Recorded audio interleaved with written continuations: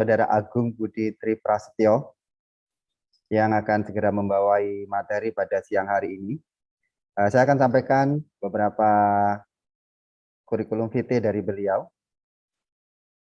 Beliau adalah lulusan dari Institut Teknologi dan Sains Bandung untuk Material dan Metallurgical Engineering, ya. Lalu kemudian 2017 hingga 2019 kembali di Institut Teknologi Bandung Geothermal Engineering, ya. Lalu kemudian achievement beliau di 2014 Indonesian Delegation for Nanyang Technological University Model United Nations Singapore. Lalu kemudian di 2014 Indonesian Youth Ambassador for Genesis Exchange Program Japan. Di 2017 Scholarship Awardee Beasiswa Unggulan by Indonesian Ministry of Culture and Education Republic of Indonesia. Kemudian di 2018 Student Representative for FGD in Renewable Energy Asian German Energy Program Bangkok, Thailand. 2018 Student Representative for 2 weeks intensive training course on Geothermal Science and Technology Kyoto University, Japan. Ya, kepada narasumber berikutnya Saudara Agung Budi Tri Prasetyo, kami persilakan.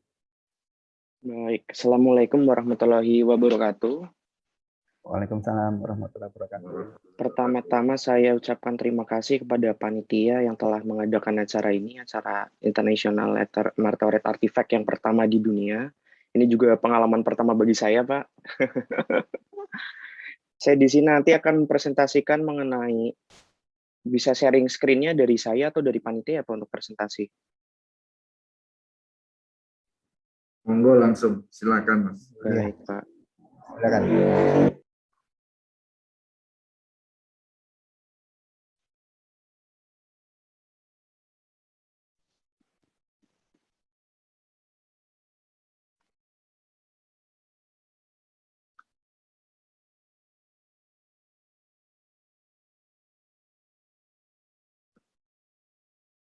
Mungkin bisa dari panitia aja ya, Pak. Ini saya ada gangguan untuk menayangkan PowerPoint-nya.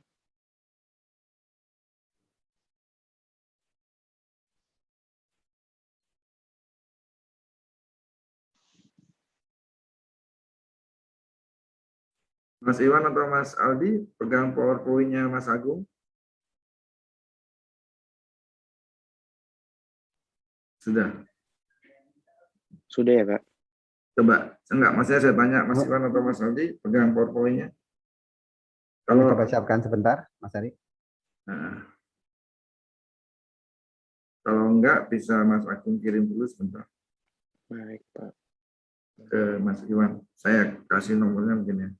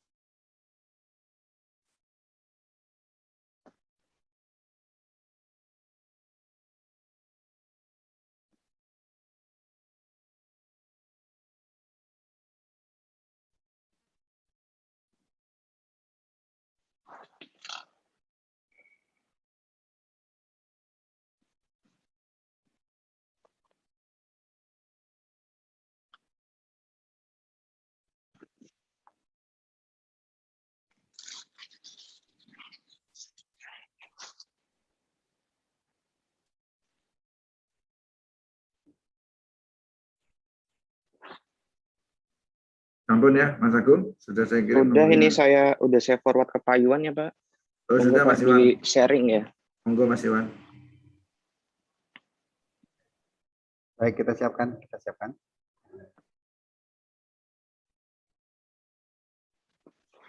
Sambil dimulai saja Mas Agung pembukaannya sambil nanti sharing ini. Ngomong santai dulu. Monggo. Ya, saya bila kami pertama ya saya ucapkan terima kasih pertama untuk Pak Arik, ini kesempatan pertama bagi saya akan memberikan sedikit ya penjabaran dari bidang keilmuan saya, yaitu dari segi teknik metalurgi dan material dengan ya subjeknya yaitu studi pendahuluan arkeometalurgi sebagai dari pandangan sudut metalurgi. Di mana pada ya pengertian dari studi arkometallurgi itu sendiri merupakan studi metalurgi dari masa lampau yang berkaitan erat dengan logam. Jadi di sini saya akan memberikan sedikit gambaran apa itu arkometalurgi dan hubungannya dengan metalurgi untuk membahas meteorit yang diduga yang menurut Parik merupakan artefak meteorit yang berasal dari Indonesia. Untuk presentasinya udah ada Pak Yuhan?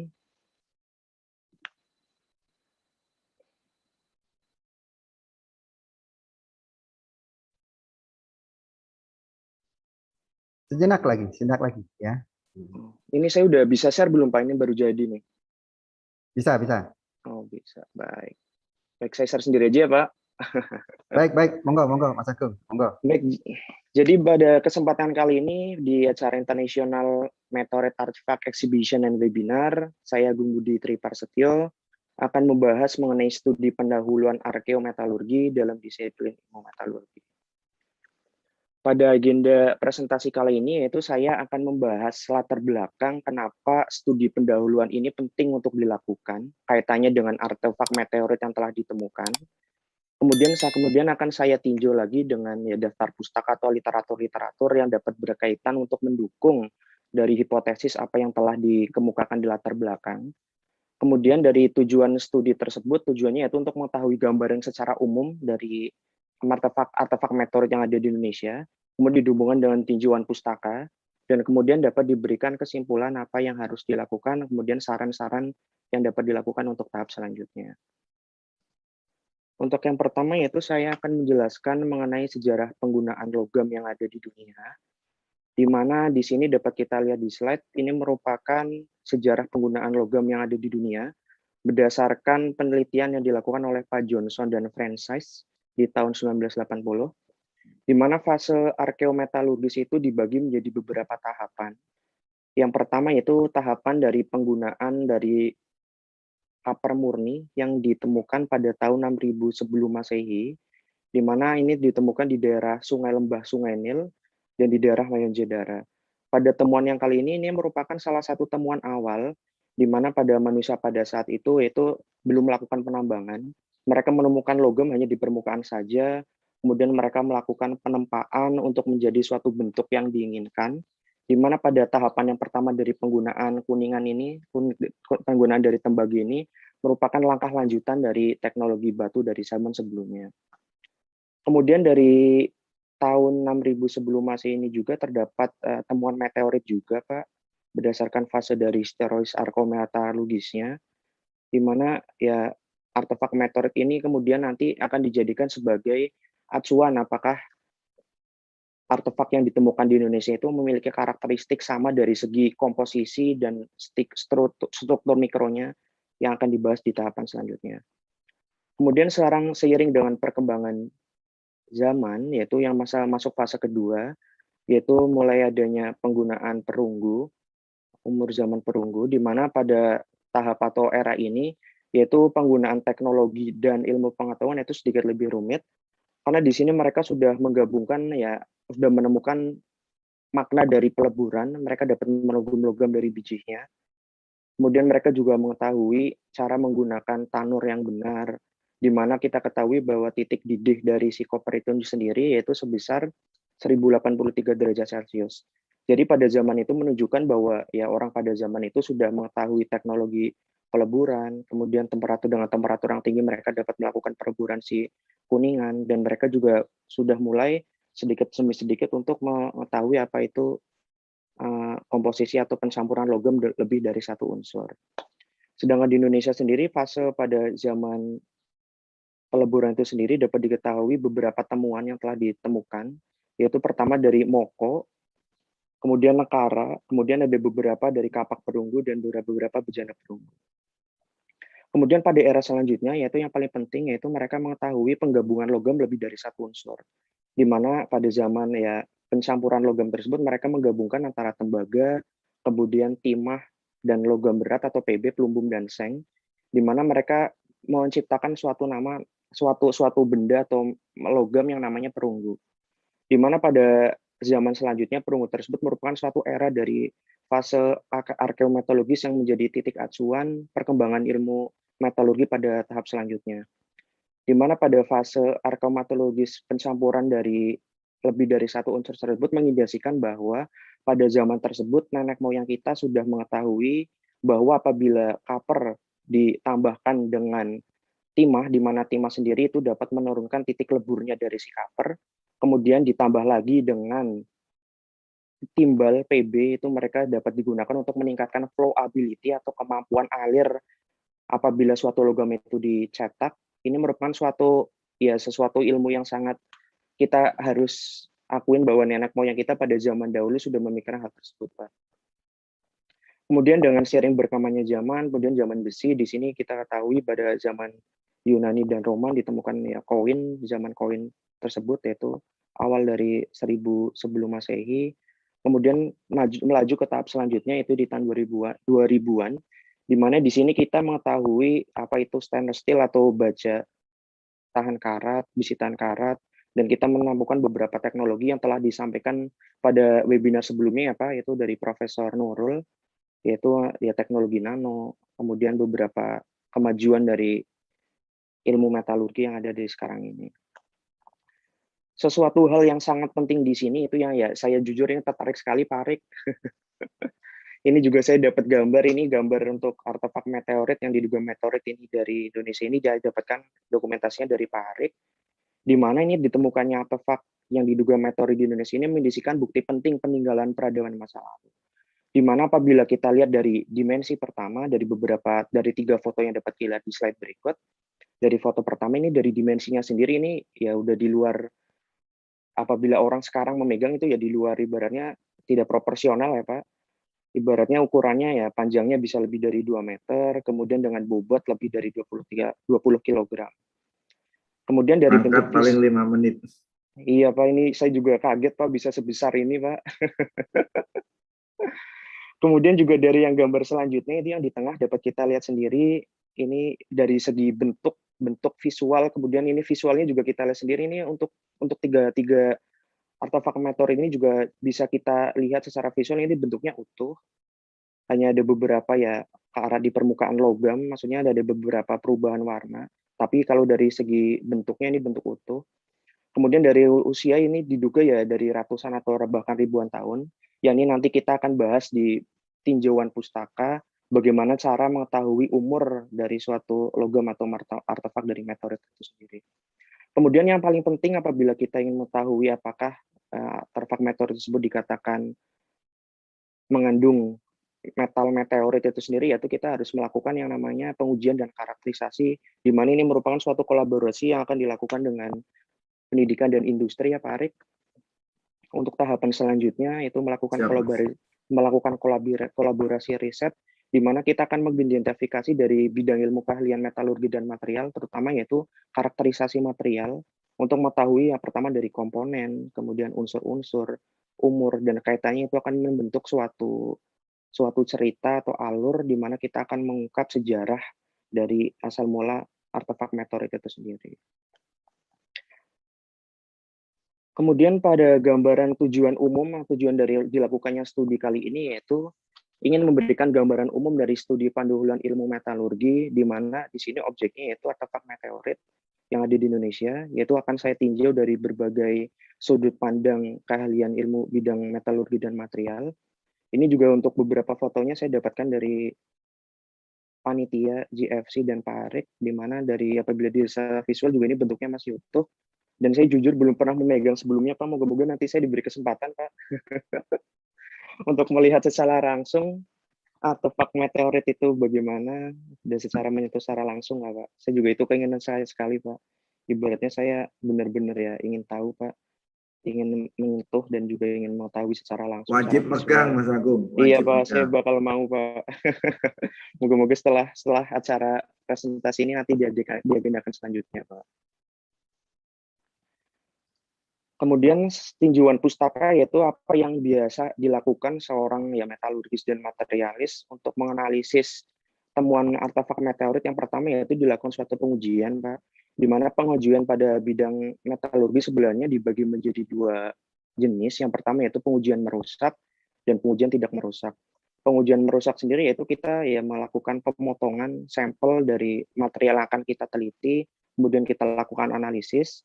Sedangkan pengujian tidak merusak berarti kita tidak perlu melakukan pemotongan atau ibaratnya mengurangi jumlah dari si objek yang akan kita teliti.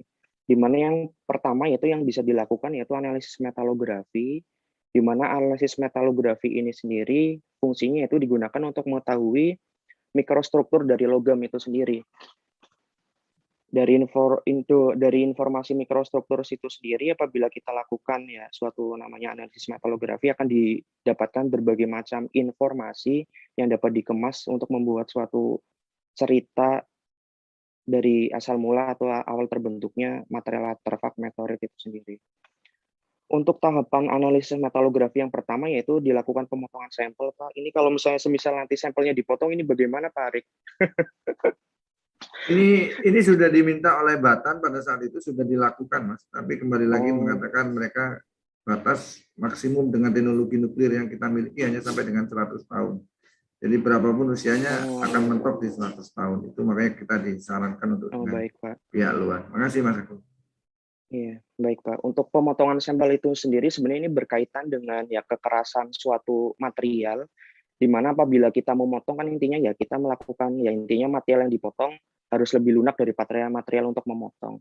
Di mana untuk pemotongan sampel itu sendiri kita biasanya mengacunya contohnya itu ada beberapa cara. Biasanya yang orang geologi lakukan itu menggunakan skala namanya skala Mohs, Pak. Di mana itu sekarat gores dari 1 sampai 10 dari yang pertama tak sampai yang terakhir nomor 10 yaitu intan. Ya mungkin apabila kita udah mentok di intan itu nggak bisa potong, itu saya juga bingung Pak, ini gimana cara potongnya lagi Pak, untuk melakukan pemotongan sampelnya Pak. Sementara untuk tapi skala bisa. paling iya Pak, untuk apabila ya nanti dicoba, apabila itu juga kekerasannya berapa, mungkin kekerasan memang goresannya keras banget skala Mas 9, memang 8 diakui atau oleh 9. teman di Batan, mereka mengakui kekerasannya luar biasa. Tapi bisa. Iya Pak, itu juga saya juga penasaran Pak itu Pak, makanya saya benar-benar penasaran dan tertarik sekali ke riset tersebut Pak, untuk tahapan selanjutnya. Untuk pemotongan sampel sendiri itu kita lakukan ya untuk mengetahui beberapa titik poin yang akan kita teliti untuk tinjauan dari segi ilmu metalurginya. Kemudian apabila setelah kita melakukan sectioning pemotongan sampel, kemudian kita lanjutkan dengan namanya pembingkaian atau mounting, di mana pembingkaian atau mounting sendiri ini sebenarnya tahapan untuk mempermudah proses selanjutnya, yaitu proses pengamplasan, di mana kita ya contohnya mengambil sampel dengan ukuran 1 cm atau 2 cm, kemudian kita padatkan dengan menggunakan resin, sehingga bentuknya seperti ini, seperti apa namanya, seperti yang buat karambol ya ini Pak.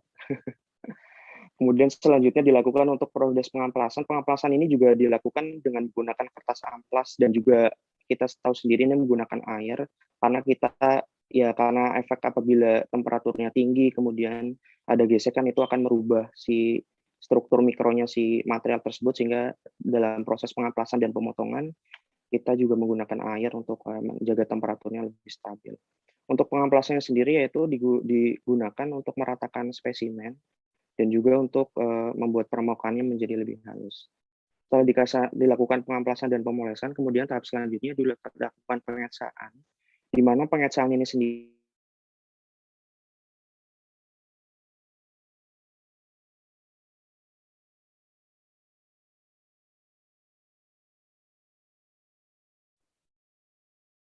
terlempar karena sinyal. Ya. Coba cek. Ya. Sambil menunggu Mas Agung ya, memang tadi saya informasikan bahwasanya kami dari GFC juga sudah berupaya maksimal memang. Sudah 2 tahun yang lalu bahkan itu kami lakukan. Jadi walaupun terlihat dari luar seperti permukaan yang memang haus, ini mudah-mudahan Mas Agung sudah masuk lagi. Silakan Mas Agung. Iya, udah masuk lagi ya Pak, maaf Pak, ini ada gangguan jaringan. Siap. Di mana ya setelah tadi saya jelaskan progres pengamplasan, tahapan pengamplasan dan pemolesan yaitu untuk meratakan permukaan di spesimennya, yaitu akan dilakukan proses pengecaan, di mana proses pengecaan sendiri yaitu untuk memunculkan struktur mikro sebelum kita lanjutkan ke tahap mikroskop, yaitu pengamatan mikroskop, Biasanya pengetsaan ini sendiri dilakukan menggunakan cairan kimia Pak, berdasarkan ya contohnya baja menggunakan nital dan ada beberapa rumusan atau solusi yang sudah dirumuskan, misalnya material ini menggunakan pelarutan ini, menggunakan chemical ini. Dan tahap selanjutnya setelah kita dilakukan pengetsaan untuk menunjukkan mikrostrukturnya, kita akan mengamati dengan menggunakan namanya mikroskop, Pak. Dan setelah menggunakan mikroskop, ini contohnya aja, ini hasil pengamatan mikroskop yang dilakukan oleh Song dan kawan-kawan di tahun 2018. Dari hasil spesimen yang mereka amati, dilakukan setelah pengetsaan, ini contohnya bentuknya seperti ini, Pak. Kalau kita lihat, orang awam sih bentuknya kayak ini ya, Pak, kayak batik ya, Pak.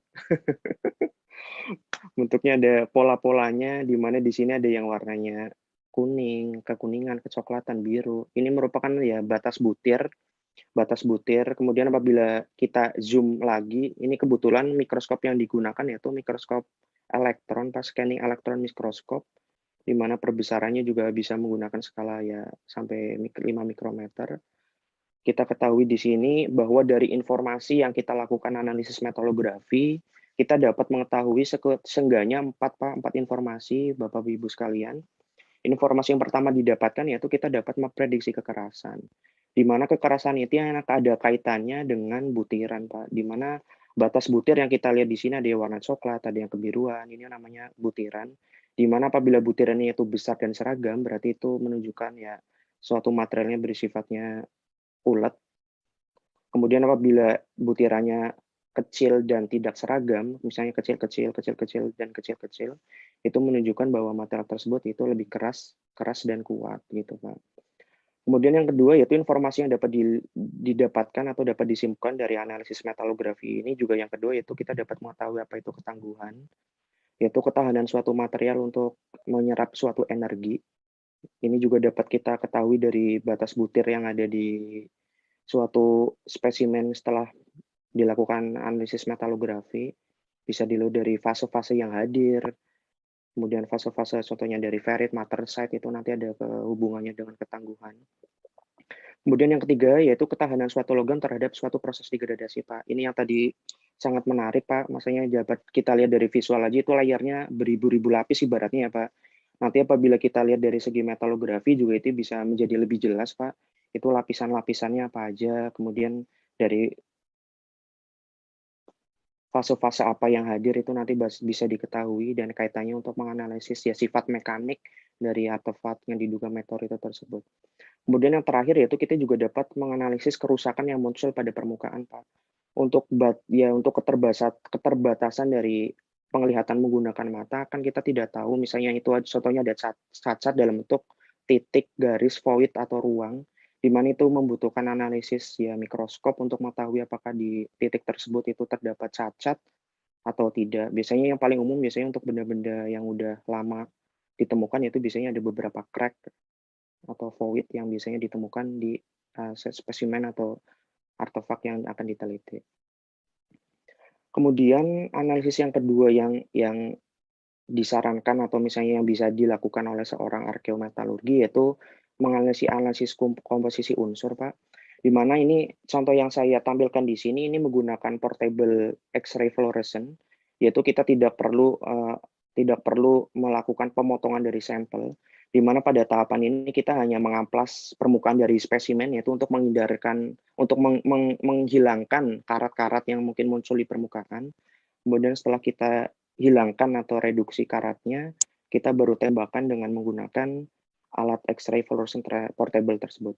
Ini alatnya kalau dilihat ini kan hampir kayak termogan ya, Pak. Kalau misalnya masuk ke kantor atau ke ini mall-mall biasanya kan ini bentuknya seperti ini. Gampang lah ini beratnya alat simpel dan kita juga beberapa kampus atau lembaga penelitian juga sudah memiliki alat-alat tersebut.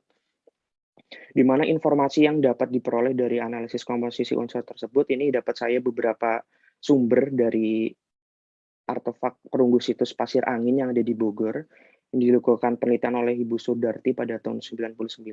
Dapat kita lihat di sini bahwa untuk artefak perunggu situs pasir angin dari Tongkat, Lempeng, Heger 1 Bogor dan Heger 2 Kuningan dapat kita ketahui bahwa komposisi utamanya yaitu nomor 1 tembaga yaitu mendominasi atau sebagai unsur penyusun utama dari si artefak perunggu tersebut. Di mana apabila kita lihat komposisi pendukungnya yaitu dari timah, tembaga, dan seng, berarti ini dapat kita simpulkan bahwa ini merupakan artefak perunggu, Pak. Karena campurannya itu dari timbal, timah, dan seng, ini artefak perunggu. Di mana pada zaman itu juga mengindikasikan bahwa untuk nenek moyang kita di masa tersebut sudah mengetahui bagaimana melakukan peleburan, kemudian bagaimana mereka mengetahui karakteristik si material logamnya itu sendiri, contohnya dari kemampuan alirnya saat dilakukan pencetakan atau penempaan, gimana menurunkan temperatur titik didih dari suatu material, gimana mereka dapat mencetak si artefak tersebut, contohnya itu nekara dengan ketebalan yang tipis. Kemudian mereka mengetahui apa itu teknik dari teknik pengecoran, bisa menghasilkan suatu benda yang simetris dan bentuknya rumit gitu. Kemudian kita bandingkan dengan penelitian yang dilakukan oleh Johnson pada tabel yang di sebelah kiri nih Pak. Penelitian dilakukan oleh Johnson ini tahun 1980, yaitu durability dari metal meteorit. Pak Johnson dan kawan-kawan mereka mengungkapkan bahwa kandungan utama dari metal meteorit itu sendiri sebenarnya itu besi dan nikel, Pak, ferronikel, di mana mereka mengklasifikasikan berdasarkan metalurgi itu ada 3 jenis meteor, Pak. Pertama yaitu dari segi hexahedrite itu komposisi nikelnya itu sekitar 4-6%. Kemudian yang kedua yaitu octahedrite, itu komposisi nikelnya sekitar 6-12%. Dan yang ketiga yaitu ataxite, di mana komposisi nikelnya menggunakan persen berat yaitu lebih dari 12%. Di mana informasi yang kita dapatkan dari komposisi metal meteorit yang sudah diramu oleh Pak Johnson, ini kita ketahui bahwa untuk range dari komposisi nikelnya itu berkisar 5-11%, dengan komposisi ferriknya yaitu 89-95%, di mana rata-rata untuk metal meteorik yang ditemukan itu ya mencapainya hanya sebatas 7,9% itu, Pak. Di mana selain komposisi dari ferronikel itu sendiri juga terdapat komposisi unsur lain, bisa jadi klorin, titanium, vanadium, magnesium, kemudian kromium, ada beberapa juga mengandung orifin, piroksen, dan itu nanti kaitannya dengan ya geologi batuan. Silikat. Iya Pak, silikat juga, di mana itu juga mengindikasikan bahwa temuan apabila nanti kita teliti mengandung nikel dengan jumlah segitu dan komposisi penyusun minor, contohnya titanium, vanadium, dan lainnya juga itu mengindikasikan bahwa itu temuannya merupakan artefak meteorit yang dulu berarti nenek moyang kita sudah menciptakan teknologi yang sangat luar biasa, Pak. Kemudian juga tambahan, saya sudah membaca beberapa jurnal, contohnya itu penelitian dilakukan oleh museum di Wina, itu dengan objeknya keris, Pak, di mana di Wina juga mungkin saking keponya terhadap budaya leluhur kita Nusantara, mereka mengamati keris, Pak, keris yang berasal dari Jawa, mereka mengklaimnya bahwa itu pamornya Prambanan, Pak, di mana mereka melakukan ya ibaratnya reverse engineering atau meniru orang Indonesia dulu bisa membuat keris dengan kekuatan dan bentuk serta visual estetiknya dapat, ketangguhan keuletannya dapat, itu mereka mencoba meniru, Pak, di mana mereka juga menggunakan beberapa campuran meteorit seperti kamdesilo, kemudian beberapa meteorit lain. Ternyata yang mencengangkan di sini, Pak, untuk komposisi nikel dari keris berpamor Prambanan tersebut itu komposisi nikelnya sekitar 13%, Pak. Sedangkan yang mereka gunakan meteorit beberapa yang temuan di Eropa, yaitu nikelnya hanya di bawah 10%, Pak, hanya 6%, 5-6%. Ini juga mengindikasikan bahwa ya nenek moyang kita, empu-empu kita zaman dulu, bahwa menciptakan keris itu mereka juga menggunakan suatu ilmu yang kita harus gali dari sekarang, di mana ilmu metalurgi yang mereka sudah pahami dari segi praktis dan teoritisnya itu juga sudah sangat luar biasa, di mana mereka menggunakan ya contohnya paduan batu meteorit, Pak. Ini juga saya dapat beberapa referensi, Pak, untuk menghasilkan, untuk 1 ons meteorit itu dapat menghasilkan 3 bilah keris, di mana salah satu yang mereka campurkan dari dulu empu-empu kita yaitu ya tujuannya salah satunya itu kandungan titanium, Pak. Karena titanium itu sendiri memiliki properties atau sifat kuat dan tangguh serta tahan terhadap korosi. Sifat titanium itu juga sangat ringan sekali, Pak, yaitu hanya 60% dari berat baja, Pak, ibaratnya segitu. Sehingga ibarat udah ringan, tangguh, tahan terhadap korosi, itu sangat luar biasa. Untuk kandungan dari nikel itu sendiri juga ini ya salah satunya bisa menjadi acuan utama bahwa artefak yang kita teliti tersebut nantinya itu apabila mengandung nikel juga itu bisa kita simpulkan itu salah satunya artefak meteorit, dan itu kita harus gali informasinya lebih lanjut untuk mengaitkan seperti presentasi yang telah dijelaskan oleh Pak Dani pada sesi sebelumnya Pak, tentang Atlantis dan budaya yang hilang. Kita harus sambungkan dari segi sejarah, budaya, dan juga teknologi ilmu pengetahuan untuk membentuk suatu kerangka cerita yang runut Pak. Kemudian setelah kita mengetahui analisis unsur apa yang terdapat pada material yang kita teliti, selanjutnya juga kita ingin mengetahui bagaimana sih kita mengetahui umur dari suatu material atau logam artefak yang ditemukan, di mana untuk mengetahui umur yaitu menggunakan namanya penanggalan radiometrik, menggunakan penanggalan radiometrik, di mana penanggalan radiometrik itu sendiri digunakan untuk mengetahui umur benda berdasarkan penggunaan peluruhan isotop. Ini hanya ilustrasi saja, saya hanya menjelaskan secara umum bahwa pada dasarnya itu suatu ya artefak atau material itu bisa kita ketahui menggunakan ya jumlah kandungan radioaktif yang ada di benda tersebut, di mana yang pertama yaitu dari material pada umumnya yaitu suatu inti atom akan meluruh, kemudian untuk menciptakan suatu inti atom yang lebih stabil, di mana waktu peluruhan itu sendiri yang dijadikan sebagai suatu acuan untuk mengetahui usia dari suatu artefak atau benda yang akan kita teliti. Sementara untuk teknologi atau misalnya metode yang digunakan itu dapat kita lihat pada kolom tabel kanan. Ini beberapa isotop yang digunakan untuk penanggalan radiometrik. Yang pertama yaitu menggunakan ya karbon yang setelah kita ketahui lah untuk contohnya temuan beberapa fosil yang untuk mengetahui beberapa umurnya kita menggunakan pattern isotop karbon, dan ada beberapa contoh metode lain yaitu bisa menggunakan uranium, potasium, argon, dan ibaratnya beberapa referensi saya baca apabila benda temuannya itu benda non organik Pak, dalam artian itu benda bukan benda non organik lah, yaitu contohnya logam, itu bisa pendekatannya menggunakannya itu untuk argon atau potasium argon, di mana waktu paruhnya itu dapat kita ketahui apabila kita menggunakan potasium argon untuk waktu paruhnya sendiri yaitu sekitar 1,3 juta tahun yang lalu. Ini bisa menjadi suatu acuan apabila kita ingin mengetahui usia dari artefak itu sendiri. Keren ini, keren. Ya, ini juga ya mungkin ya ini nanti bisa kita sinergikan Pak dengan ya Batan dengan beberapa ahli pakar untuk yang tahu di bidang nuklir. Sementara saya juga ini tahapnya masih belajar Pak, perlu observasi lebih mendalam lagi.